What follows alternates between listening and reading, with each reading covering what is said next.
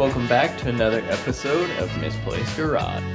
If you're new to the channel, this is my 1974 Triumph Spitfire with a Miata 1.6 liter 4-cylinder under the hood. Well, the hood ain't there yet, but as you can see, this is a massive undertaking. This is my first engine swap along with a complete rehaul of every single wire in the car. And you know, if you are interested in this build, please consider liking and subscribing and hitting the notification bell so you can know when I update on this car. I try to post almost every Friday. I can't always do that just because life gets in the way sometimes, but I try my absolute best.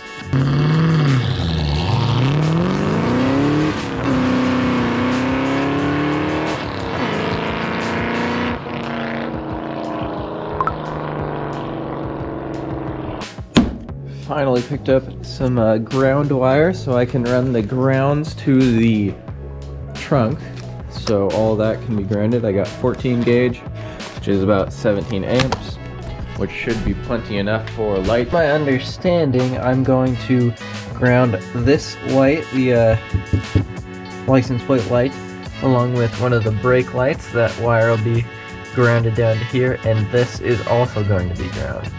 And I think that is all that needs to have a single set of ground, because I don't think any of the other lights have a place for a ground. Here's one of the connectors I have made for a ground. This covers two of the wires on one of the side, so obviously a ground loop for one side. Then it goes to a normal connector for these lights. I don't know what these are called, but a regular connector, and also the bullet connector for the side marker light. And this should cover two of those. The only thing else I have to do is run a ground from down here all the way up and through this hole, and then I will have a ground for this light as well.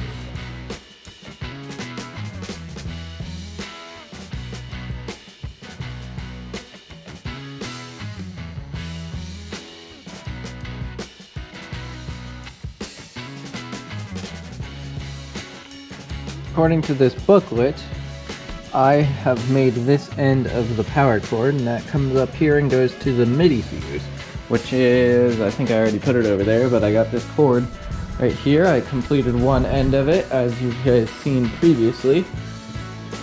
Over here on the car, obviously this connects down to there, goes onto that, so I think I'm going to chase this wiring down here, where the rest of the chassis harness goes, and then this is the MIDI fuse, and I'm thinking I might mount it somewhere up around this general area because it's relatively easy to get to, and it's easy to see if it's busted or the fuse blew, and it's right here next to the positive. I think I'm going to leave the positive back onto this side. I don't want it any farther up because these terminals stick up a little ways, and I think having it just into the back of the car is better because the hood comes down and it might come into contact over here. So gonna run it that way, and pretty much all batteries are set up the same. This is just a temporary battery in here. I know it looks disgusting, but I'm just using it for what it is. So I think I can route this guy all the way over here, connect into that. So this is the place for the MIDI fuse. That is just the best location that I could think of. Keeps everything all nice and orderly over on this side. And yeah, so I got that cable running up, down, and then back up, and it'll connect right into there. I will have to figure out, I think I'll run some kind of loom for it just to keep it out of the way down here. There's not exactly a fantastic way to run that, but that's how it's gonna be for the moment. And I will start making a connection for this. For comparison, this one is the original. You can tell that these are entirely different. I don't know what happened to this one or who got a hold of it, but I will no longer use this. That is definitely a safety hazard. So this one I tore apart, sanded down, and unfortunately I didn't realize that these actually came with a threaded nut welded onto the inside of it. And I didn't buy the correct size hardware for it, but I do have some hardware so that I can mock it up. It fits right in there, that's kind of funny. Anyways, I'll have to get some different hardware for this, but I would like to mock this whole thing up just so that I can get an idea of where things are gonna land and how they're going to look. Get rid of some of this junk on here. Here is the brake cylinder. I'm gonna kind of bolt this thing on and then bolt it down to the chassis so you can see how it looks.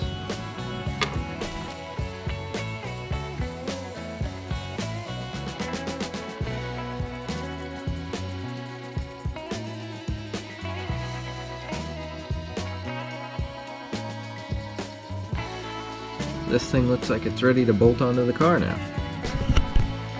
I may have to bend the bracket a little bit or drill out the holes a tiny bit, but I can get 3 of 4 to fit in pretty nicely.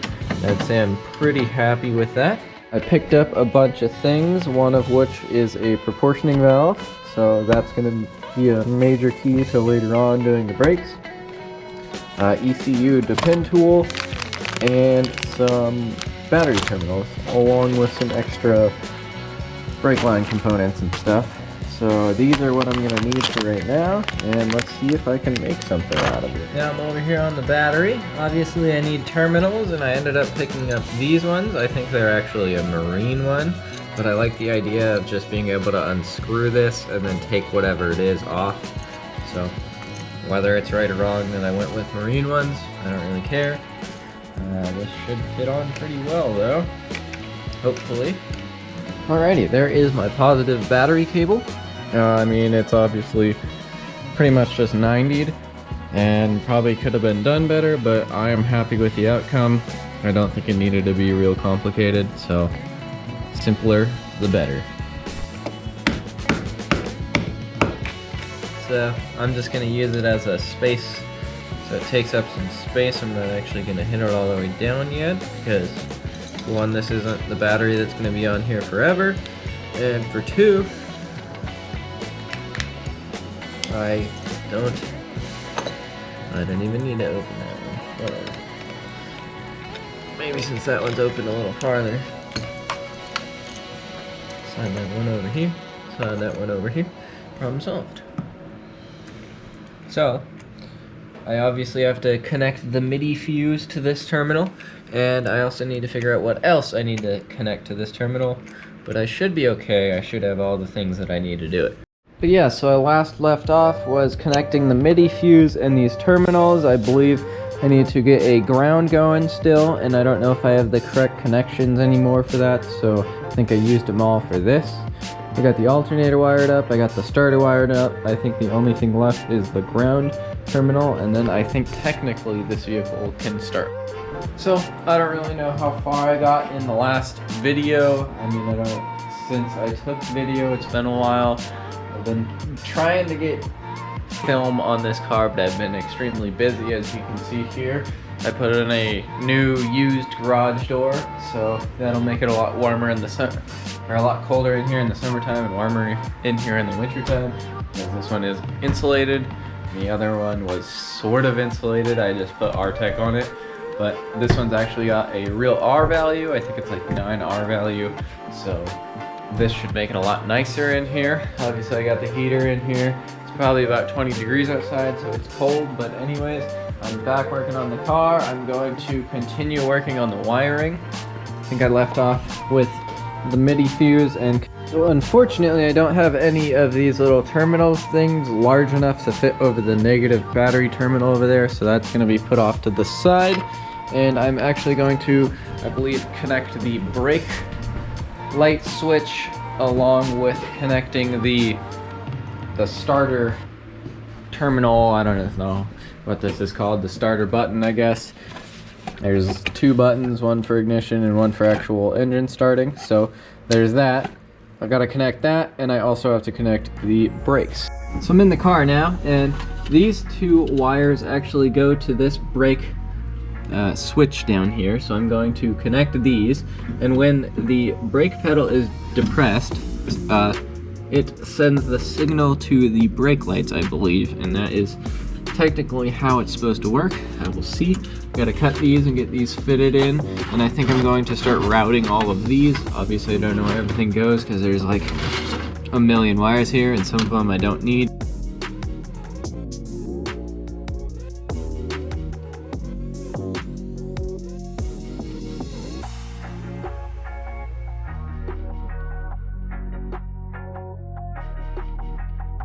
So all 4 of these wires connect to the ignition switch here. I have an ignition switch and an ignition starter. This one actually utilizes the starter. So I understand that this is supposed to be a ground down here, and I understand that this is supposed to connect to this here starter button. The thing I'm running into is this car has a neutral safety switch, and I would like to utilize that and keep it. So I'm trying to figure out, one side is black, so I'm thinking that that is a ground, and one side is brown and white. The way that pretty much every single one of these here is connected is this. From the purple starter solenoid, it goes over here to the neutral safety switch. So that would be the end of this. So does the neutral safety switch, does this connect to this brown one and then the black wire comes over here? Or do I connect this here and it runs the same power back to it? I'm a little confused by that, so I'm trying to figure that out. And that might be a solution in the next video because there's a lot of wires here. Well guys, I think that will do it for this video. I spent a lot of time trying to figure out a lot of this wiring, and it's hard to make a fun video.